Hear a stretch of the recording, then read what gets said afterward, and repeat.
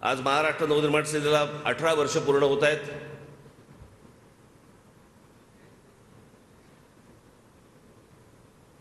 या वर्षी ठरवलं नाशिकमध्ये करायचं,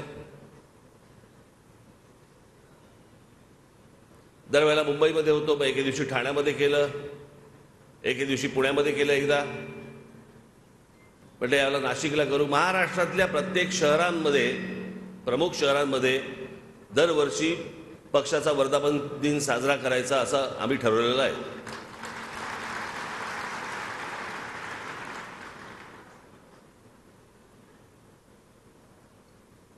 आता पुढे कधी कुठच्या शहरामध्ये करायचा त्याचं बघू, आता कॉइन उडू। पण आज 18 वर्ष पूर्ण होत आहेत पक्षाला। मला असं वाटतं आज मी थोडासा राजकीय इतिहास तुम्हाला थोडासा सांगणं आवश्यक आहे, कारण आपल्याकडे सध्या काय झालेलं आहे, प्रत्येकाला की वडा टाकला की तळून आला पाहिजे,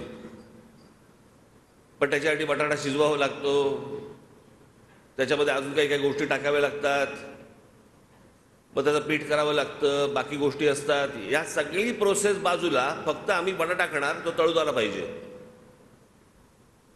सगळ्या गोष्टी फास्ट फूड लेवलला गेल्यात।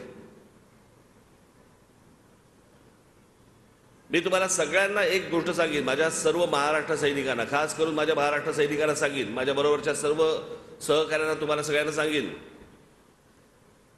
राजकारणामध्ये जर समजा तुम्हाला वावरायचं असेल, राहायचं असेल, टिकायचं असेल, तर सगळ्यात महत्त्वाची गोष्ट ती म्हणजे लागते पेशन्स।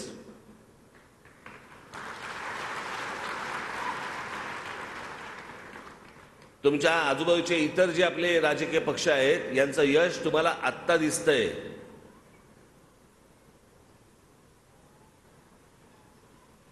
आपल्याला असं वाटतं नरेंद्र मोदींचं जे यश आहे 2014 साली आलेलं, ते नरेंद्र मोदींचं आहे, त्यातला काही भाग असेल, पण ते संपूर्ण श्रेय इतकी वर्ष त्या पक्षासाठी झटत असलेले जे कार्यकर्ते त्यांचे आहेत ना, त्यांचं आहे ते श्रेय।